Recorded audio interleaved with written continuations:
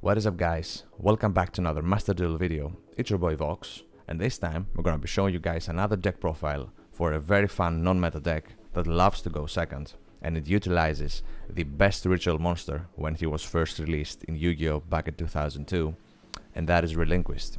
Relinquished is an actually very fun deck that I really like playing. It loves going second because it utilizes its Kaijus, its Super Polys, and its general interruption to break your opponent's board and then kill him with his own monsters. It's a very fun deck.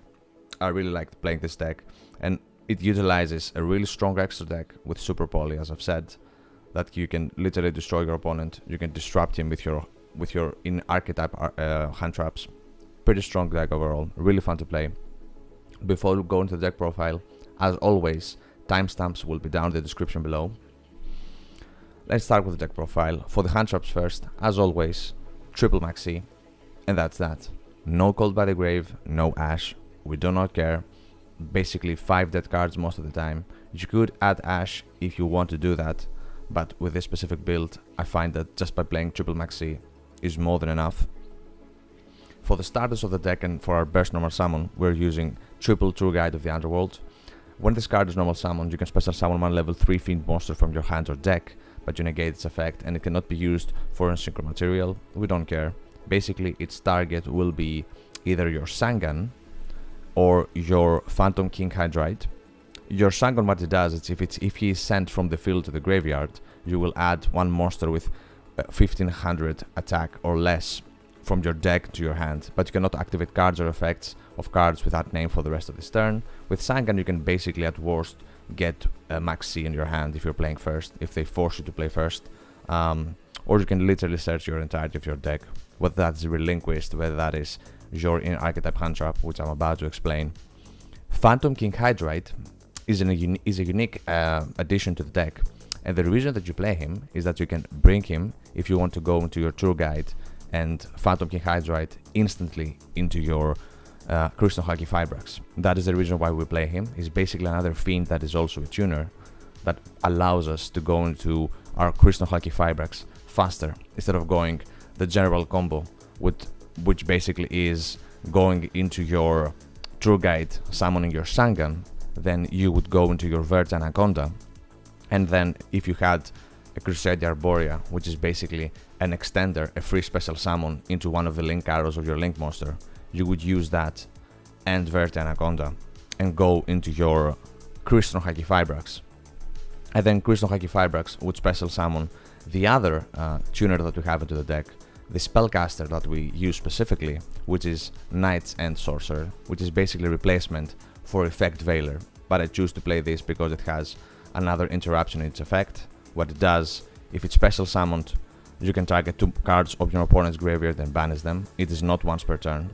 And basically the reason that you want a spellcaster to summon off of your Crystal Hulky Fibrax is in order for you to go into your Selene, and basically the combo that I just explained is a one-way card that you can go into your access code and OTK your opponent if you need to do that. What Selene does is if she's link summoned, you play spell counters on this card equal to the number of spells on the field and in the graveyard, and her effect is you can remove 3 spell counters from your field and you can special summon one spellcaster monster from your hand or graveyard in defense position. You would then summon your Knights and Sorcerer, and then you could go into your access code. I basically want to explain this comp first because I had a lot of people actually asking questions when I uploaded this deck in MasterDuel meta, and basically this is a 1-card combo into going into your access code.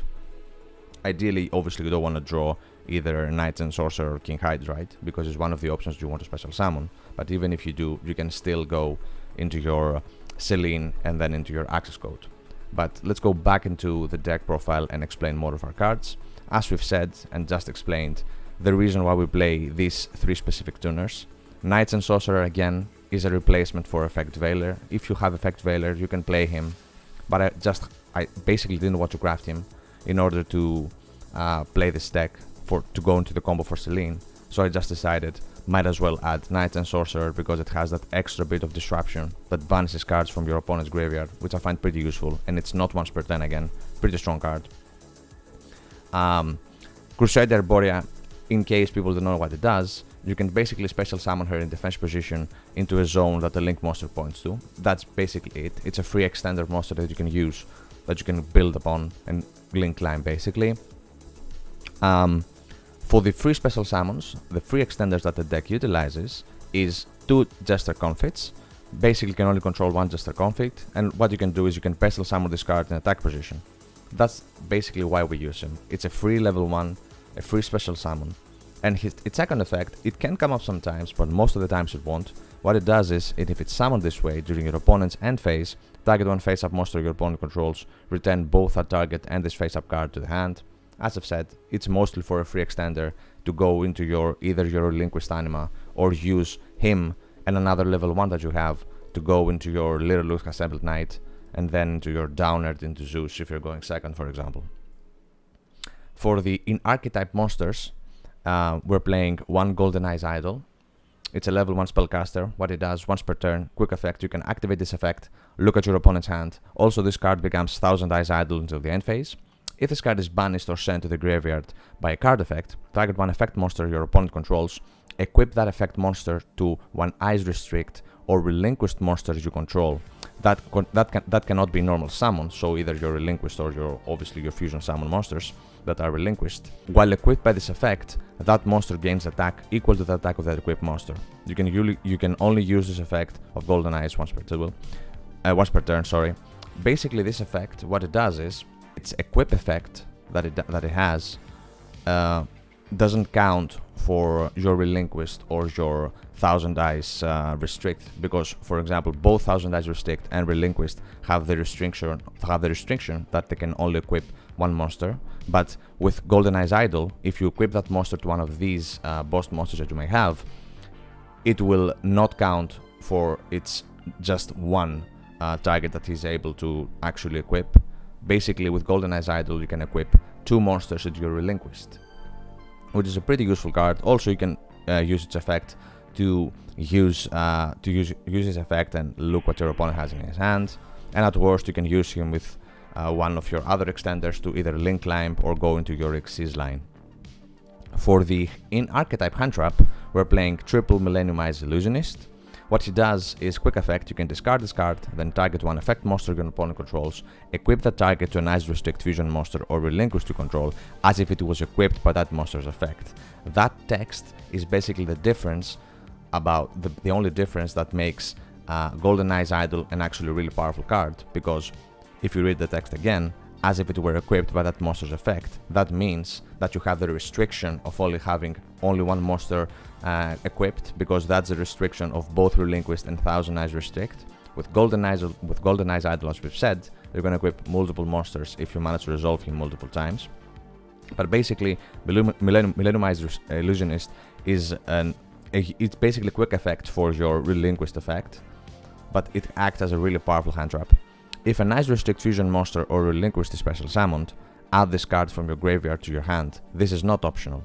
You can only use its effect of Millennium-Eyes Illusionist once per turn. Basically, if you have him on the hand and you want to ritual summon, your Relinquished, this is what you tribute, because when you tribute Millennium-Eyes Illusionist and your Relinquished gets into the field, your Millennium-Eyes Illusionist will instantly get back from the graveyard into your hand, unless your opponent obviously chooses to call it by the grave the card, but most of the people will not.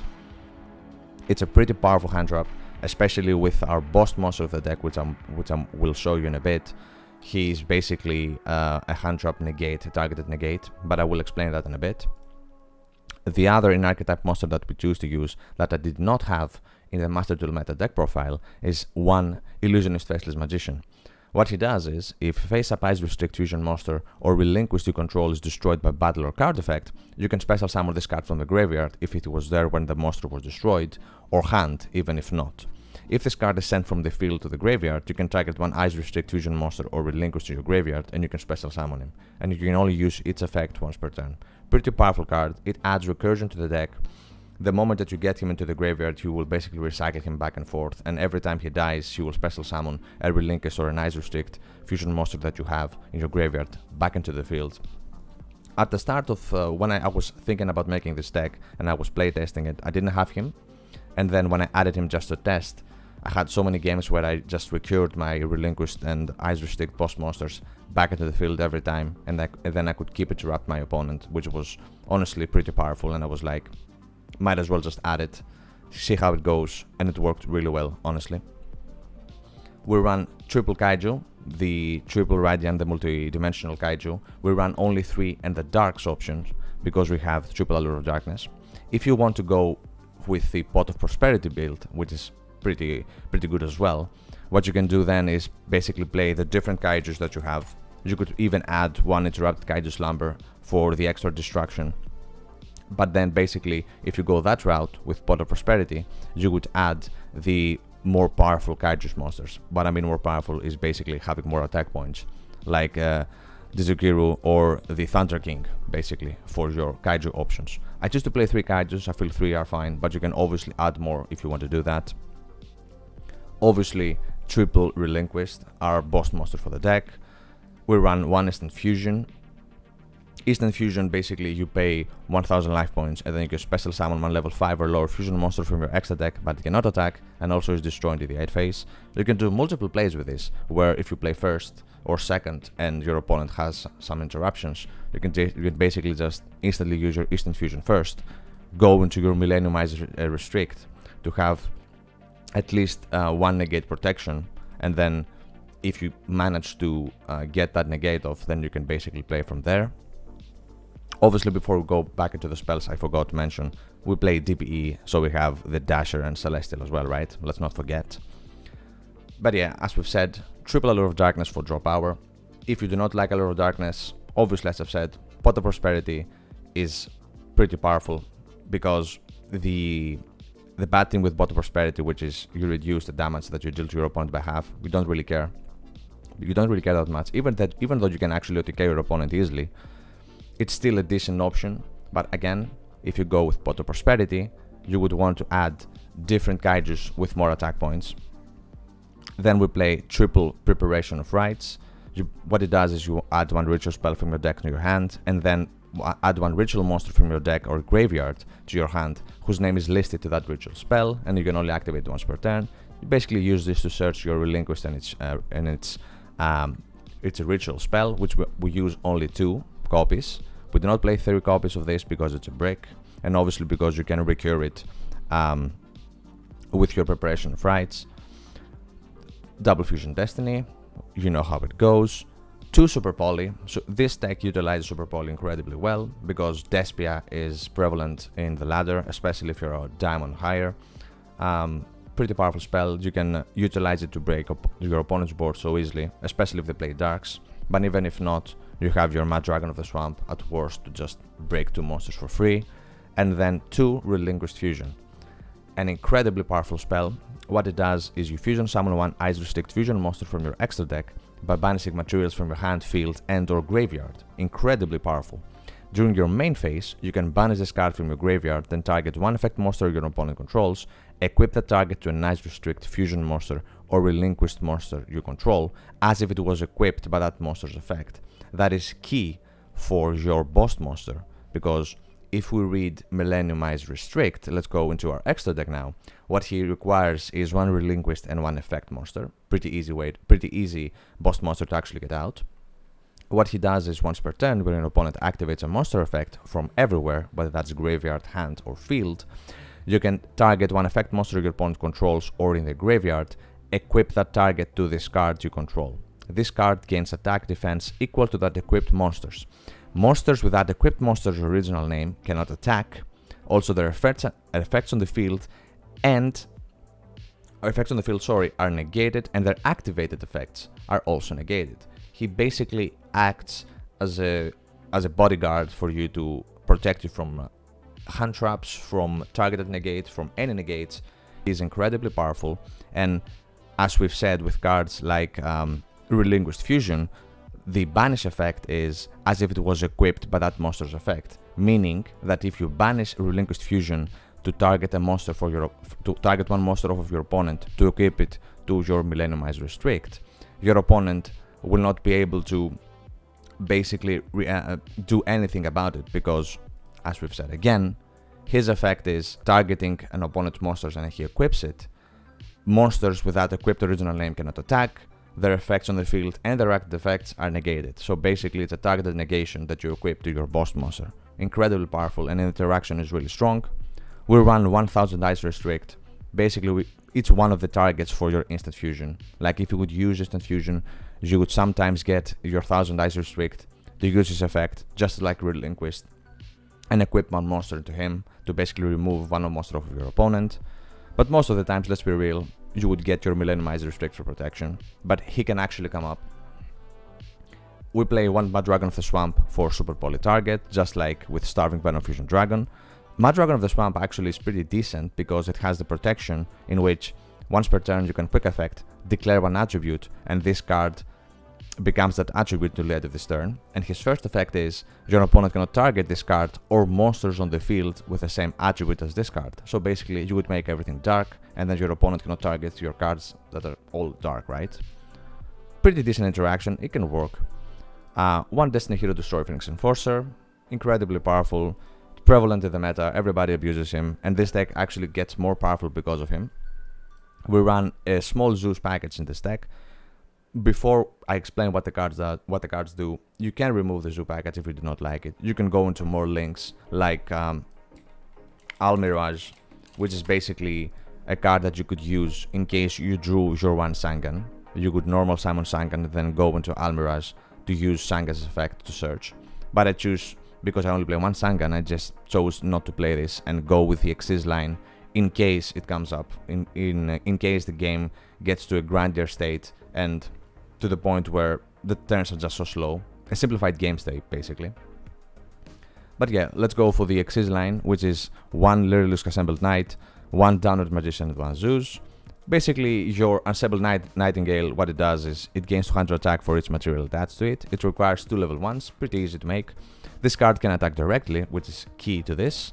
While this card has material, it can attack a number of times each battle phase, or twice most of the time, up to the number of materials attached to it. Once per turn quick effect, you can detach one material from this card until the end of this turn. Lyrics monsters you control cannot be destroyed by battle or card effects, also you take no battle damage. So at worst, if you get hand trapped to death and you can't make any decent plays, or you can't even go to your Verta Anaconda, you can make this and then on your opponent's turn use its quick effect to basically give you one more turn. Downward Magician, you use it to basically, when you go into, after you've battled, you would go into your Downward Magician and then you would go into your Zeus. That's why it's there, to give you that extra one material, so then you would basically have 2 quick effects for your Zeus. Pretty powerful. For the links now, we have one Relinquished Anima, basically Relinquished as a link, but what it requires is one level 1 accept token, and his equip effect only works on the arrow that it targets. Pretty useful card. What you would do is, if your opponent would have a boss monster or whatever, and you have your Kaiju in your hand, you would use your Kaiju and then point the Kaiju into the location where you would want to summon your Relinquished Anima, and then take that monster back. And also, a lot of people at MasterDuel actually do not play around Anima, which is actually really fun with this deck, because then you can abuse him even more. One Crystal Haki Fibrax, the card, as we've said earlier in the deck profile, that with Selene allows us to go into our more OTK style, which is basically going to our access code and help us kill our opponent. One Crystal Haki Fibrax, as you said, one Predaplant Verta Anaconda, because in this deck it has so many more interactions. It's not just for the Fusion Destiny, it is also because you have Super Poly, it's because you have a Relinquished Fusion. You can utilize this card, especially if you go first, and there are situations where you could draw your your Fusion Destiny. You would first go into your Verta Anaconda, you would dump your Relinquished Fusion in case you have a Relinquished or some other card into your hand, to basically use this, go into your Eyes Restrict for an extra interruption for your opponent, and then finish with a DPE, which is pretty decent, honestly, let's be real. One Nightmare Unicorn. The reason that this is in the deck is in case you draw Knights and Sorcerer, or you draw Phantom King Hydrite, so you would need an extra level 3 in order for you to build and go into your access code. One Selene, as I've said, the key with Crystal Haki Fibrax as well to go into our final access code token. Honestly, pretty fun deck, pretty solid. We love going second with this. If you go first, you have plays, as we've said, with going into your Sangan, and then obviously with first normal summoning your tour guide, going into your Sangan, and then you would either Pentaplant Verta Anaconda to use either Relinquished Fusion to get an Eyes Restrict into the field in case you drew your Relinquished, or you would just go into a DPE at worst. But honestly, this deck is pretty fun to play. It's a non-meta deck, but funnily enough, it can destroy so many meta decks because they will not play around either Relinquished Anima. They will basically not expect a Super Poly or a Kaiju. It's pretty solid.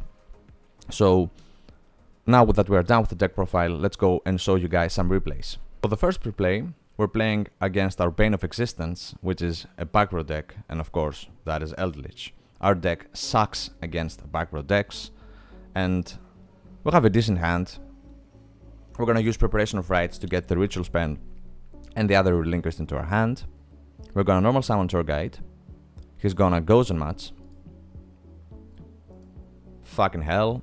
But again, what did you expect? It's an Eldlich deck. We'll get our Sangan out, get into our Predaplant Vert Anaconda, use Sangan's effect to search a Millennium-Eyes Illusionist for interruption, then we would dump Fusion Destiny. Right. This card is so fucking strong. It's so prevalent and it's so incredibly powerful. Like, there's no words to explain. Like, you know how it goes. He's gonna triple Torrential Tribute into the summon. We're gonna chain just to destroy something. Gonna target the first card and destroy his search. To destroy his Scarlet Sanguine. He's gonna chain into our resolution of our Destroy Phoenix Enforcer. He's gonna search his Guardian of the Golden Land. We're gonna dump a Relinquished into our graveyard, and you will see why. We're gonna get Destroy Phoenix Enforcer back into the field. He's just going to set one and pass, and then we're just gonna destroy it immediately, and that's called by the grave, which is what it was actually a good call for me to make, thankfully. Our Phoenix Enforcer is going to survive for another turn. He's back into the field. We're going to just get one Relinquished out using our Millennium-Eyes Illusionist. And then, as you will see, because we used Millennium-Eyes Illusionist for the ritual, he's going to go back into our hand. Then we're just going to go into battle phase. He will chain his Guardian of the Golden Land. We're just going to use Phoenix Enforcer to destroy it. To destroy the Haquero. My bad. We're going to activate our Phoenix Enforcer to get him back into standby. And then we're going to equip the Golden Guardian. And then set a Super Poly for interruption. He's going to search his Sanguine by banishing the Haquero that we just destroyed. DP gets back into the field again, into fetch position. He's going to chain Conquistador and then Elixir of Scarlet Sanguine, which is the right play. We're going to max C for the draw 1, and then I'm going to chain to destroy his Conquistador. We don't want him to destroy our Relinquished, obviously, because we have Super Poly for interruption. All of these spells are going to resolve. Max is going to resolve. He's going to special summon his Eldlich. Phoenix Enforcer will resolve. We're going to Super Poly on his damage step. Go into our boss monster, Millennium-Eyes Restrict. Main phase 2, he's going to pass.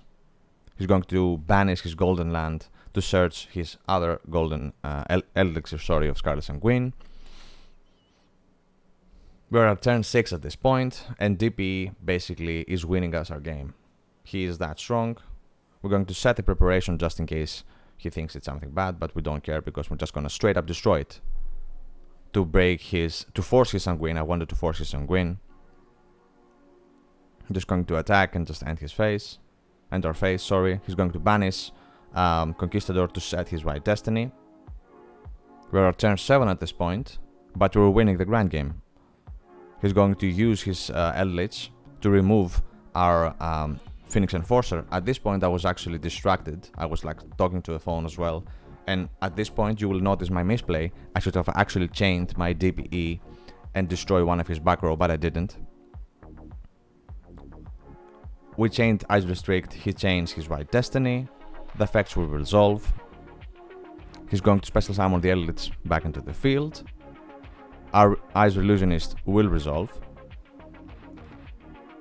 And then we're gonna use our Black Eyes Illusionist, because he got him back with Elixir, to basically equip his Eldlich into our boss monster, Millennium-Eyes, restrict. Chain will resolve. He sets his Golden Land, which is an Omni-Negate if he has the Eldlich on the field. Haquero comes back into the field, but he cannot get his Eldlich back into the field because we used and we resolved in the previous chain our Millennium-Eyes restrict, and because we have him equipped also, obviously, he cannot use his effect at all. He cannot attack with that card, he cannot activate effects, we basically lock him. At this point we have won.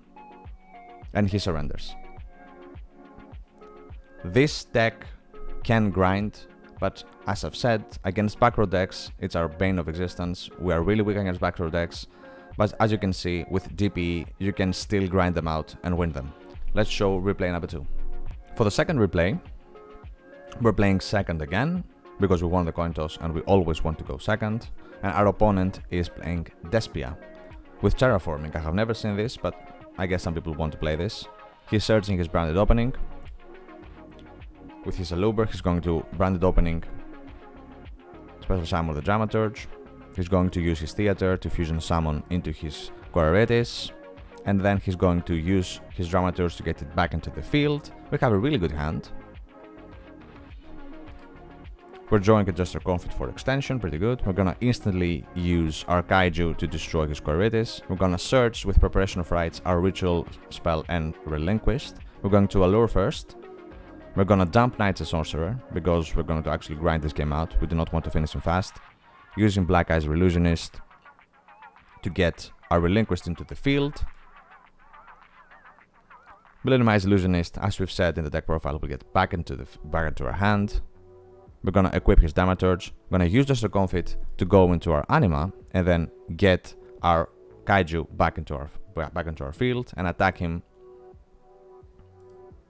And then we're feeling safe. We're gonna set the Relinquished Fusion, go into Verti Anaconda to finish on a DPE.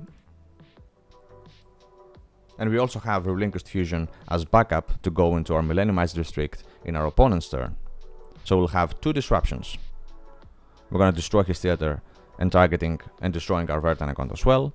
On his draw phase, we're going to chain Relinquished Fusion and banishing Verti Anaconda and our Relinquished to go into a Millennium-Eyes Restrict. So we have 2 interruptions now, and 3 actually, because we have Millennium-Eyes. He normal summons his Aluber.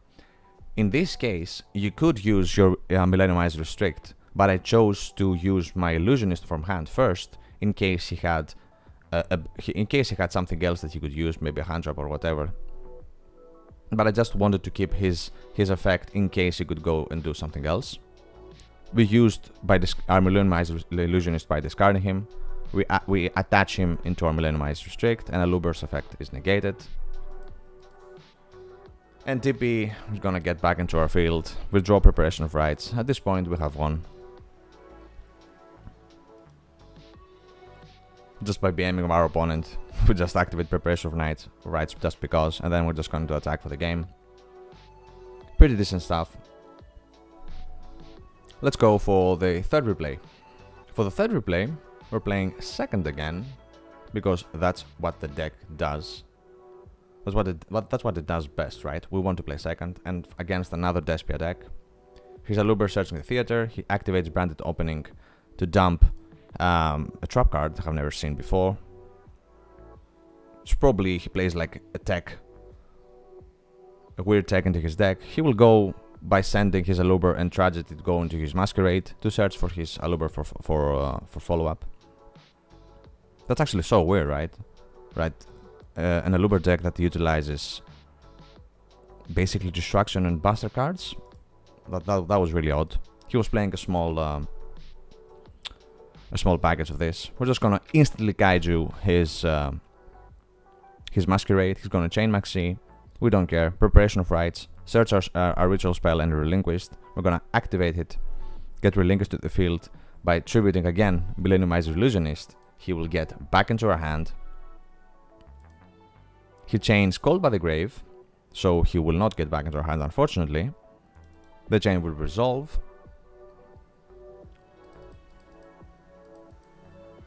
Then we're gonna use our Relinquish to equip our Kaiju and attack him.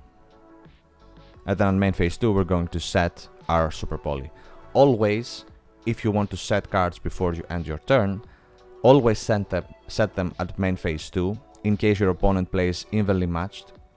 So always do that. It's not Duel Links, you have main phase 2, set them then, please, for the love of God, right? So let's continue with the replay. Our opponent is chaining at our end phase to special summon his Masquerade. He's gonna normal summon his Aluber. He's going to search his branded opening. He's going to use branded opening by dumping his second theater to get the Dramaturge of Despia. He's going to use his theater to fusion summon his Aluber with his Despia, with his Dramaturge, sorry, from hand to go into his Quirites. He will special summon Dramaturge and chain Quirites. We're not going to do anything yet. His Quirites will reduce our Relinquished to 0. And then he's going to special summon Dramaturge, and on resolution, I will chain Super Poly, use his Masquerade and Dramaturge to go into our Starving Venom Fusion Dragon. Something that our opponent will forget, and you will see now, is he is attacking our Relinquished. Our equipped monster will be destroyed, and he's also going to take 2.5k damage, because that is the second effect of Relinquished as well, that if he has an equipped monster and our opponent attacks him, he will not be destroyed, his equipped monster will be destroyed as well, and our opponent will actually take the damage difference as well, which is an effect that can come up and our opponents will almost never know, right? Let's be real. So let's go and show you guys the fourth and final replay. For our fourth and final replay, we're actually playing first. Our opponent forced us to play first because he's playing Grand Maju. We're going to pre-prep. He's going to chain his Ash, unfortunately for us. And then, because of that, we have nothing. We're just going to end our phase. And on our end phase, he's going to chain his Gizmek. We want to actually maxi. I did this because I know that they do not utilize a lot of special summons. He needs a decent hand in order to do that. So I just wanted to secure that, wanted to guarantee that one draw at least. He's going to normal summon his Luna to search the other Luna from the deck. I think he's going to go into his battle phase and just attack us. We're fine. Thankfully, he didn't draw his danger monsters, because if he did, he would basically OTK us. We draw Allure of Darkness, which is a pretty good draw. We drew our Relinquished and Instant Fusion. We're gonna banish our second Kaiju. We're gonna use Kaiju into his Luna. Instant Fusion instantly. Get our 1000 Eyes Restrict, and you're about to see. I'm gonna use 1000 Eyes Restrict, get his Gizmek, go instantly into our Anima, get our Kaiju back. We cleared our opponent's board with just one Instant Fusion, which is pretty good. We're going to chain Relinquished Fusion into our Anima, banish our Relinquished and Mount Maxi from the graveyard to get into our Millennium-Eyes Restrict in defense position. Our opponent's going to chain his Gizmek from the graveyard. We're going to get him equipped into our Millennium-Eyes Restrict, and we're also negating its effect. It's so fucking fun, it's so fucking powerful.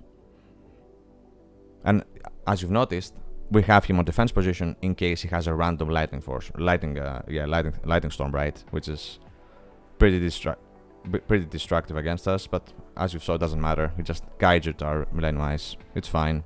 He's normal summoning his Luna, use its effect to get them back into his hand. He's going to Kaiju us again, but then you will see at the draw phase, we draw Fusion Destiny, and the moment we use it, our opponent scoops. So yeah, this is a pretty fun non-meta deck. It's a pretty decent. It's actually, it can win meta decks if you draw decently. It can break boards. It can OTK. A very fun deck. I find incredibly intriguing actually using low-profile decks or decks that are not as powerful and trying to actually extend and see how far they can go, like push their limits as much as I can. And I think that I have done this with Relinquished. Obviously, you could go different routes with adding more Kaijus. You could even add a small Punk engine and some Synchros if you wanted to do that. But I feel like with this specific iteration, I feel it's more than fine. It's powerful enough, especially going second. So yeah, it's a pretty fun deck. Hope you guys enjoyed this video. And yeah, hope to see you guys next time.